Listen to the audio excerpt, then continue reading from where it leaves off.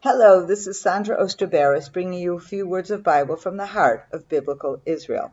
This week's Torah portion is Lech Lecha, and it begins with the most wonderful, wonderful verses with chapter 12, where we have God commanding Abraham, go forth from your country, from your birthplace, from the house of your father, to the land that I will show you. And I have discussed this many, many, many times about how this first verse, of course, creates is really the beginning of the Bible as we know it. The first 11 chapters of the Bible are universal. They are not talking at all about the nation of Israel, but from chapter 12, the subject of the story is the land of Israel, the people of Israel, and the God of Israel, and the connection between them. And of course, that all begins with Genesis 12. Now, as of course Abraham receives this promise of the land, he obeys God. He is tested mightily. He's just arrived in the land, and just shortly thereafter, in chapter 12, verse 10, there's already a famine, and he has to go to Egypt. So, there's so many things along the way that tests his faith. The fact that God says to him, I will give this land to your children. And it's so many years. He's already 75 when he receives that promise. He doesn't even have one son. And it is almost 25 years later when he finally gets his first son that will actually be the fulfillment of that promise. So Abraham's life is a life of faith, despite the fact that he is tested along the way in so many ways that would enable him to question his faith and to wonder if indeed those promises were true. He never questions, and he is really faithful, a model, of course, to us all. In chapter 15, verse 13, we have another promise to Abraham, a promise, or perhaps you might rather call it a warning or a prophecy, something about to happen. And he says God says to Abraham, his fathers, you should know that your children will be strangers in a foreign land. They will be enslaved and tortured, for 400 years.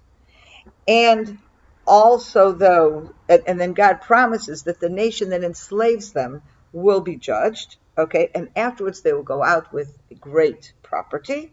And you, God says to Abraham, but you will, end your days in peace.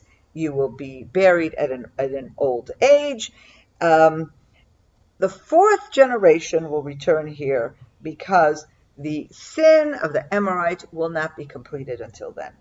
Now this, of course, in a way, is the roadmap for the next 400 years, Jewish interpretations, by the way, count the 400 years from this point, or shortly after this point, from the birth of Isaac. And it makes sense, because this is when the promise is being given. And the understanding is, and why 400 years? Because it also says, first of all, 4 generations. And it is four generations. If you count from Levi to Moses, it's 4 generations. So it's Moses, it's the generation after, actually, that will come back.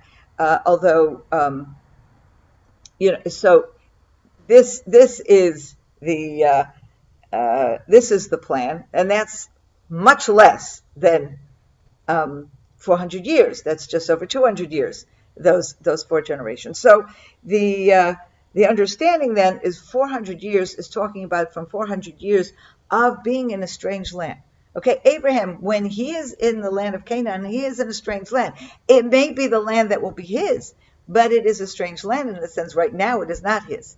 The time has not yet come. Right now it's in the hands of the Canaanites and the Amorites. Amorite is just one of the Canaanite nations. It's used here to represent all the Canaanite nations. And what basically God is saying here, which is a very interesting concept that applies to so many things, there are consequences to everything, And so basically when you are punished, there's a lot of talk today, for example, about collective punishment.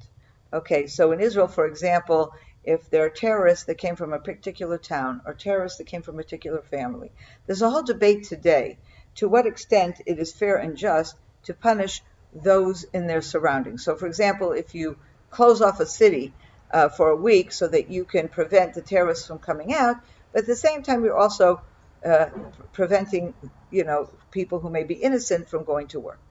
And in our own human capacities, sometimes when we're punishing one person. We have no choice but to have it affect somebody else. I mean, even in the simplest example, if somebody is a father of a family and supporter, but he's a murderer or he's a robber, and we put him in jail, okay, we have taken away the support from his family, his children who haven't done anything. There's no choice, though, we will all say, because we have to punish this man and take him away from society. Now, society may help and provide some welfare payments or whatever to the family, but it's still, of course, it's not the same. So any human punishment is going to come with consequences to those who don't necessarily deserve it. Same with the reward, okay? What God is saying here is that in the divine system, it all comes together. The reward that the nation of Israel is going to get by coming into the land of Israel, by definition, will be a punishment for those Canaanites and Amorites who are in the land, who will be thrown out of the land. But what is God saying here? The sin of the Amorites will not be complete until that 400 years has passed. What God is basically saying is they are, the Canaanites, the Amorites, a very corrupt society, a very pagan society, a society that just gets worse and worse and worse from Abraham's time on to Joshua's time, okay? And God knows this and he sees this. So he's not going to throw them out of their land until they deserve to be thrown out of their land.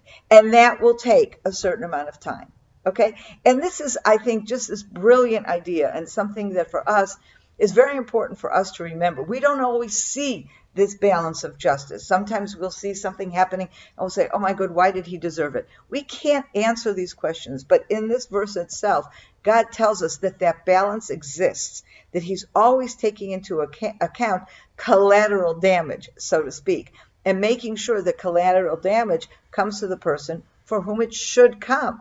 It's not just by accident. It just doesn't happen, okay?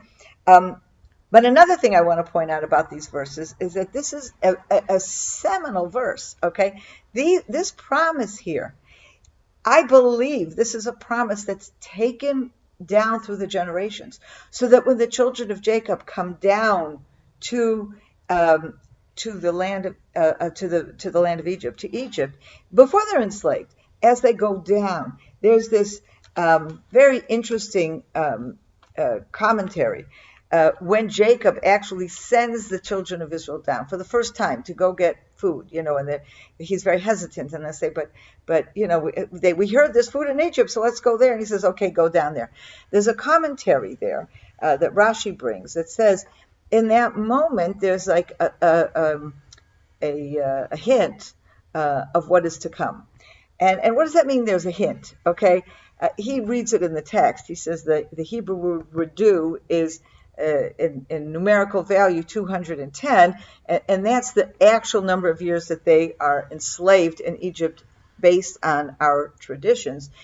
Anyway, to me, there is this heavy silence there in that verse where Jacob is saying, go down to Egypt, but in his mind, he's hearing these words that Abraham received and that were passed down to Isaac, that were passed down to Jacob. And Jacob has an understanding. This might be the beginning of that terrible enslavement. And so it is probably with a very heavy heart that he sends them. It's not just a story of, I lost Joseph and now I don't want to lose Benjamin, I don't want to lose my other children. But it's very possible that there's this understanding that kind of circulates in the air. And we see that along the way when Moses comes to the nation in Exodus, okay, he says, I'm sent to you by the God of Abraham, Isaac, and Jacob. You also get this sense. Remember the God who's told Abraham this is what's going to happen, but also promised that a fourth generation would return and would be taken out of the land of their enslavement. So, it's one of those things, the smoking gun in the first scene, ends up showing up in the last scene. This is the smoking gun. Okay. Anyway, have a wonderful weekend. Shabbat Shalom. I hope you enjoyed that film.